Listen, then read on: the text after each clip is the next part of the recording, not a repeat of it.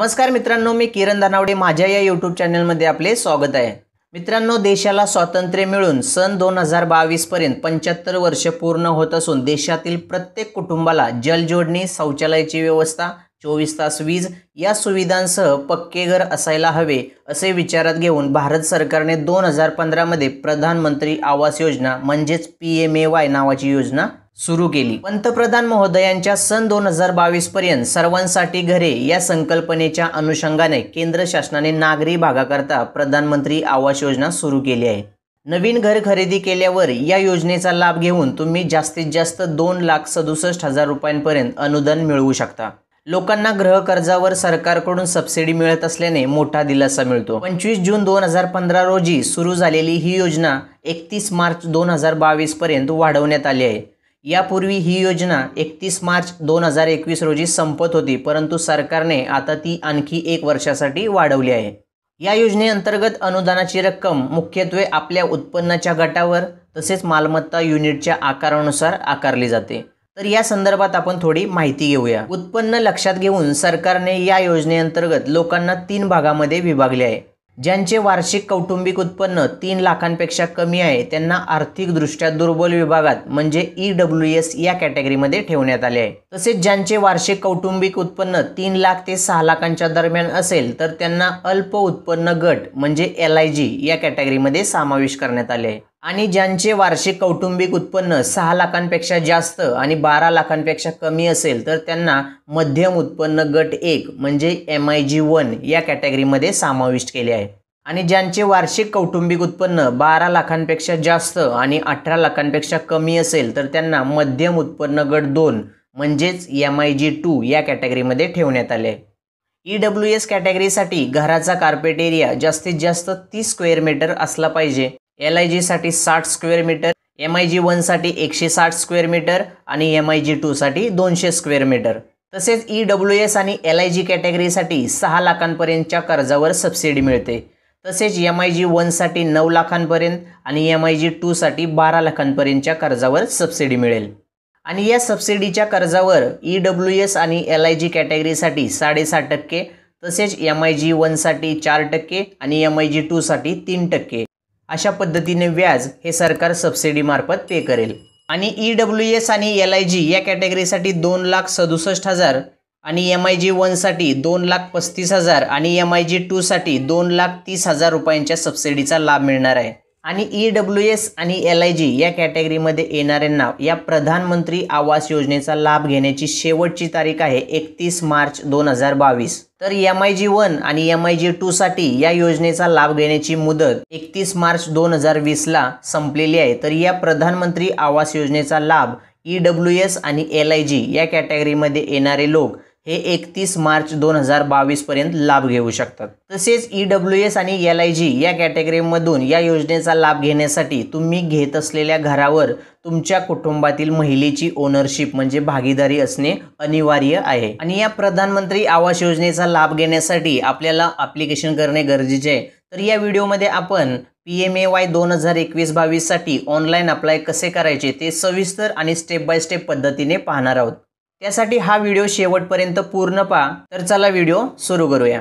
सर्वात प्रथम तुम्हाला इंटरनेट ब्राउझरमध्ये google.com ओपन करायचे आहे। google.com ओपन केल्यानंतर गुगलच्या या सर्च बॉक्समध्ये टाईप करायचे आहे PMAY आणि हे टाईप केल्यानंतर एंटर करा। एंटर केल्यानंतर या ठिकाणी सर्वात पहिली PMAY.MIS.gov.in ही लिंक दिसेल। तर या लिंकवर तुम्हाला क्लिक करायचे आहे। लिंकवर क्लिक केल्यानंतर PMAY ची ऑफिशियल वेबसाईट ओपन होईल। व्हिडिओच्या खाली डिस्क्रिप्शन बॉक्समध्ये या वेबसाईटची लिंक दिली आहे, त्या लिंकवर क्लिक करून तुम्ही डायरेक्ट या वेबसाईटवरती येऊ शकता। या वेबसाईटवरती आल्यानंतर प्रधानमंत्री आवास योजना शहरी या योजनेसाठी ॲप्लिकेशन करण्याकरता या ठिकाणी असलेल्या सिटीजन असेसमेंट ऑप्शनच्या या ड्रॉप डाऊन ॲरोवर क्लिक करायचे आहे। क्लिक केल्यानंतर अप्लाय ऑनलाईनमध्ये असणाऱ्या या 2 नंबरच्या affordable housing in partnership AHP या ऑप्शनवर क्लिक करायचे आहे। क्लिक केल्यानंतर या ठिकाणी असे पेज ओपन होईल। या ठिकाणी PMAY साठी कुटुंब प्रमुखाच्या नावानेच अप्लाय करावे. फॉर्म शक्यतो कुटुंब प्रमुखाच्या नावाने भरावा. या ठिकाणी असणाऱ्या आधार नंबर किंवा व्हर्च्युअल ID या दोन्हीपैकी एका ऑप्शनला टिक मार्क करायचे आहे. त्यानंतर त्याखाली या बॉक्समध्ये जो ऑप्शन सिलेक्ट केला असेल, म्हणजे जर आधार नंबर सिलेक्ट केले असेल तर या ठिकाणी तुम्हाला तुमच्या आधारचा 12 अंकी आधार नंबर या ठिकाणी कोणताही स्पेस न देता टाकायचा आहे. आणि जर तुम्ही व्हर्च्युअल ID सिलेक्ट केला असेल तर या बॉक्समध्ये तुम्हाला तुमच्या आधारचा 16 अंकी व्हर्च्युअल ID या ठिकाणी टाकायचा आहे. त्यानंतर त्यासमोर असणाऱ्या नेम ॲज पर आधार या बॉक्समध्ये तुमच्या आधार कार्डवर असणारे पूर्ण नाव जसे आहे तसे या ठिकाणी टाकायचे आहे. पूर्ण नाव टाकल्यानंतर त्याखाली असणाऱ्या या चेकमार्क बॉक्सला टिक मार्क करायचे आहे. टिक मार्क केल्यानंतर या चेक ऑप्शनवर क्लिक करा. क्लिक करताच तुमच्यासमोर असे नवीन पेज ओपन होईल. या ठिकाणी तुम्हाला तुमची संपूर्ण डिटेल्स टाकायची आहे आणि ही डिटेल्स टाकताना ज्या ज्या ठिकाणी ज्या ऑप्शनला असे red colour star mark symbol असेल ते ऑप्शन कंपल्सरी आहे. त्यामुळे त्याची डिटेल्स तुम्हाला कंपल्सरी टाकावी लागणार आहे. आणि या PMAY साठी ॲप्लिकेशन करण्याची पूर्ण माहिती समजून घ्या. मी अत्यंत सविस्तर आणि स्टेप बाय स्टेप पद्धतीने समजून सांगितले आहे. त्यासाठी हा व्हिडिओ शेवटपर्यंत स्किप न करता पूर्ण पहा. आणि व्हिडिओ आवडला, तुम्हाला हेल्पफुल वाटला तर व्हिडिओला लाईक करा आणि चॅनेलला सबस्क्राईब नक्की करा. कारण असेच नवनवीन माहितीपूर्ण व्हिडिओ तुम्हाला या चॅनेलवर नेहमी मिळत राहतील. तर चला ॲप्लिकेशन फॉर्म भरायला सुरुवात करूया. या ठिकाणी सर्वात पहिल्या स्टेट नेम ऑप्शनच्या समोर असणाऱ्या या ड्रॉप डाऊन ॲरोवर क्लिक करून लिस्टमधून आपल्याला आपले राज्य सिलेक्ट करायचे आहे. राज्य सिलेक्ट केल्यानंतर त्यासमोर असणाऱ्या डिस्ट्रिक्ट नेम या ऑप्शनच्या या ड्रॉप डाऊन ॲरोवर क्लिक करून येणाऱ्या लिस्टमधून तुम्हाला तुमचा जिल्हा सिलेक्ट करायचा आहे. त्यानंतर सिलेक्ट सिटी ऑप्शनच्या या ड्रॉप डाऊन ॲरोवर क्लिक करून येणाऱ्या लिस्टमधून तुम्हाला तुमच्या शहराचे तालुक्याचे नाव या ठिकाणी सिलेक्ट करायचे आहे. सिटी सिलेक्ट केल्यानंतर त्यासमोर ऑप्शन आहे are you from planning area development area, म्हणजे तुम्ही नियोजन क्षेत्र किंवा विकास क्षेत्रातून आहात का. जर तुम्ही प्लॅनिंग एरिया डेव्हलपमेंट एरियामधून असाल तर या ठिकाणी येस सिलेक्ट करा. येस सिलेक्ट केल्यास या ठिकाणी सिलेक्ट TPDA एरिया ऑटोमॅटिकली येईल. आणि जर तुम्ही प्लॅनिंग एरिया डेव्हलपमेंट एरियामधून येत नसाल तर या ठिकाणी नो सिलेक्ट करायचे आहे. त्यानंतर त्याखाली असणाऱ्या सिलेक्ट कॉम्पोनंट ऑफ मिशन या ड्रॉपडाऊन ॲरोवर क्लिक करायचे आहे आणि येणाऱ्या लिस्टमधून अफोर्डेबल हाऊसिंग इन पार्टनरशिप हा ऑप्शन सिलेक्ट करायचा आहे. त्यानंतर येथे name of head of the family या ठिकाणी तुमचे आधार कार्डवरील नाव ऑटोमॅटिकली येईल. आता त्यासमोर जेंडर ऑप्शनच्या समोर असणाऱ्या सिलेक्ट जेंडर या ऑप्शनच्या ड्रॉपडाऊन ॲरोवर क्लिक करून तुमचे जे जेंडर असेल मेल फिमेल ते सिलेक्ट करायचे आहे. जेंडर सिलेक्ट केल्यानंतर फादर्स नेम या बॉक्समध्ये तुम्हाला तुमच्या वडिलांचे पूर्ण नाव टाकायचे आहे. आणि त्यासमोर age of head of the family म्हणजे कुटुंब प्रमुख जो अर्जदार असेल त्याचे वय किती वर्ष आहे ते या बॉक्समध्ये टाकायचे आहे. त्यानंतर आता या ठिकाणी तुम्हाला तुमची ॲड्रेस डिटेल द्यायचे. ॲड्रेसचे 2 भाग आहेत. एक प्रेझेंट ॲड्रेस म्हणजे सध्याचा पत्ता आणि दुसरा परमनंट ॲड्रेस म्हणजे कायमचा निवासी पत्ता. या प्रेझेंट ॲड्रेस या ठिकाणी हाऊस फ्लॅट डोअर नंबर या बॉक्समध्ये तुमचा घर number flat number room number जो असेल तो या ठिकाणी टाका.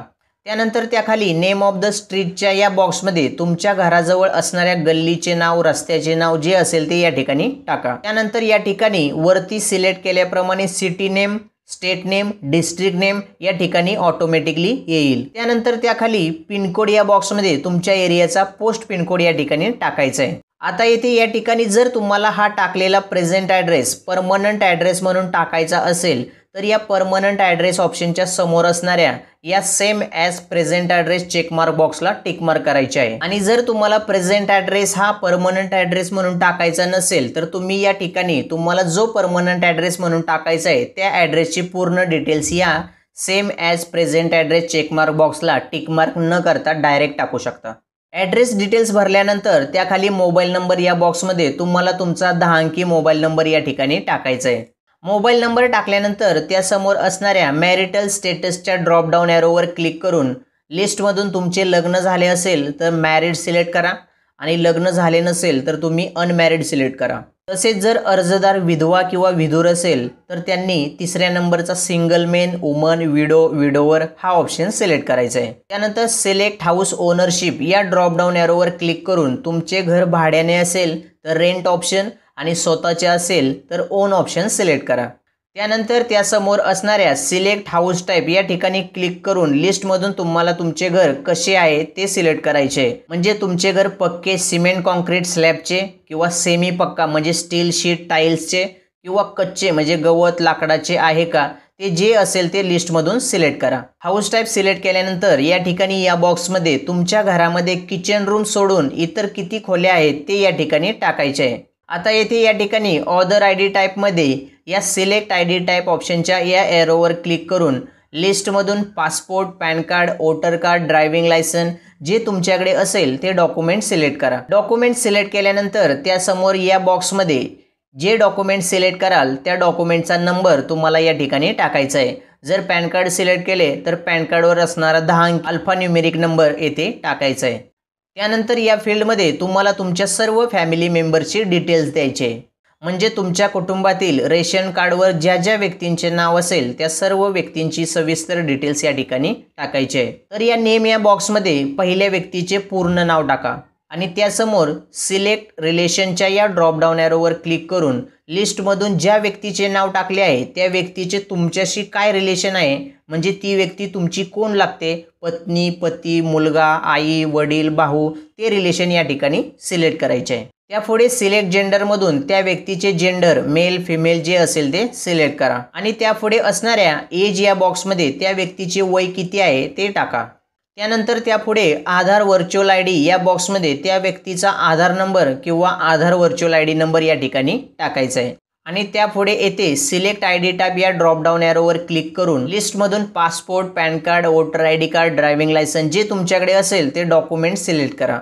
डॉक्युमेंट सिलेक्ट केल्यानंतर त्यासमोर ऑदर आय डी नंबर या बॉक्समध्ये जे डॉक्युमेंट सिलेक्ट कराल त्या डॉक्युमेंटचा नंबर तुम्हाला या ठिकाणी टाकायचा आहे. तसेच जर ॲप्लिकेशन करणारी व्यक्ती जर मॅरिड असेल तर या ठिकाणी जॉईंट होल्डर या बॉक्समध्ये या चेकमार्क बॉक्सला टिक मार्क करायचे आहे.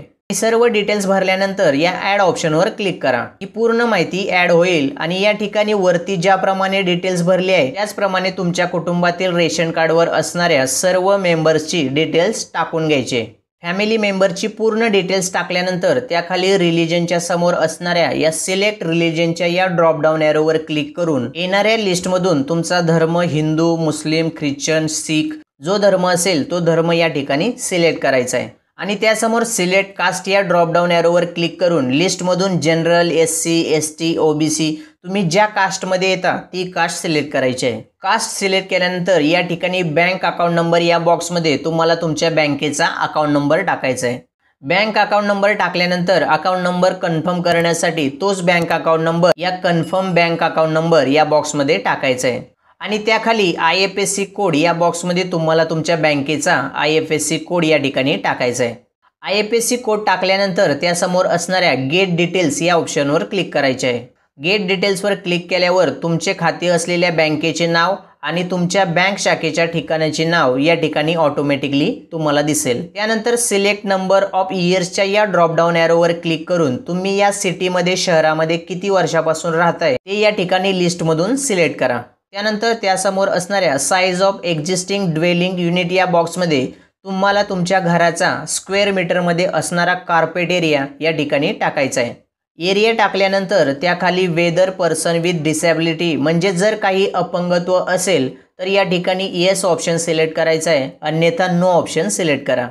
त्यानंतर या ठिकाणी तुमच्या कुटुंबाचे भारतामध्ये इतर कोठेही घर आहे का, जर असेल तर या ठिकाणी येस करायचे आहे आणि नसेल तर या ठिकाणी नो करायचे आहे आणि जर येस सिलेक्ट केले तर तुम्हाला त्या घराची पूर्ण डिटेल्स द्यावी लागेल. त्यानंतर त्याखाली एम्प्लॉयमेंट स्टेटसच्या या ड्रॉपडाऊन एरोवर क्लिक करून लिस्टमधून तुम्ही सेल्फ एम्प्लॉईड आहात, सॅलरीड पर्सन, लेबर काय आहात ते या लिस्टमधून सिलेक्ट करायचे आहे. त्यानंतर त्यासमोर असणाऱ्या ऑक्युपेशनच्या या ऑप्शनवर क्लिक करून लिस्टमधून तुम्ही बिझनेसमॅन, सेल्फ एम्प्लॉई, शेतकरी, गव्हर्नमेंट, नॉन गव्हर्नमेंट सर्व्हिस ज्या कॅटेगरीमध्ये येत असाल आणि जो ऑप्शन लिस्टमध्ये तुमच्या रिलेटेड असेल तो ऑप्शन सिलेक्ट करा. त्यानंतर त्याखाली average monthly income of household या बॉक्समध्ये तुम्हाला तुमच्या कुटुंबाचे मासिक उत्पन्न या ठिकाणी टाकायचे आहे.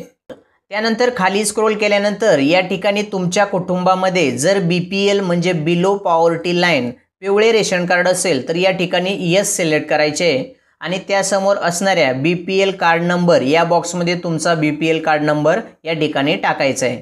आणि जर तुमच्याकडे BPL रेशन कार्ड नसेल तर येथे नो सिलेक्ट करा आणि त्याखाली हाऊसिंग रिक्वायरमेंट ऑफ फॅमिली ऑप्शनच्या समोर असणाऱ्या या ड्रॉप डाऊन एरोवर क्लिक करायचे आहे आणि लिस्टमधून जर तुम्ही नवीन घरासाठी अर्ज करत असाल तर या ठिकाणी न्यू हाऊस हा ऑप्शन सिलेक्ट करायचा आहे आणि जर तुम्हाला तुमच्या घराचे रिनोव्हेशन दुरुस्ती करायची असेल तर हा एनहान्समेंट हा ऑप्शन सिलेक्ट करा।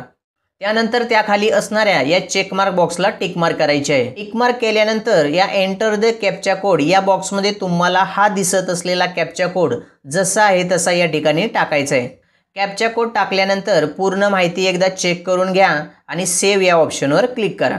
सेव्हवर क्लिक केल्यानंतर तुम्हाला लगेच एक असेसमेंट आयडीचा डायलॉग बॉक्स ओपन होईल, तर तो असेसमेंट आयडी तुम्हाला सेव्ह करून ठेवायचा आहे आणि त्या डायलॉग बॉक्सचा स्क्रीनशॉट काढून घ्यायचा आहे आणि तुम्हाला असेसमेंट आयडी प्राप्त झाल्यानंतर या वेबसाईटच्या होम पेजवर यायचे आणि या ठिकाणी सिटीजन असेसमेंट ऑप्शनवर क्लिक करायचे। या ठिकाणी जर तुम्हाला त्या ॲप्लिकेशनमध्ये काही एडिट म्हणजे चेंजेस करायचे असतील तर तुम्ही या एडिट असेसमेंट फॉर्मवर क्लिक करून फॉर्ममध्ये चेंजेस करू शकता आणि जर तुम्हाला त्या ॲप्लिकेशनची प्रिंट काढायची असेल तर या प्रिंट असेसमेंट या ऑप्शनवर क्लिक करून तुम्ही त्या ॲप्लिकेशन फॉर्मची प्रिंट काढू शकता आणि जर तुम्हाला त्या ॲप्लिकेशनचे स्टेटस पाहायचे असेल तर या ट्रॅक युअर असेसमेंट स्टेटस या ऑप्शनवर क्लिक करून तुम्ही त्या ॲप्लिकेशनचे स्टेटस पाहू शकता।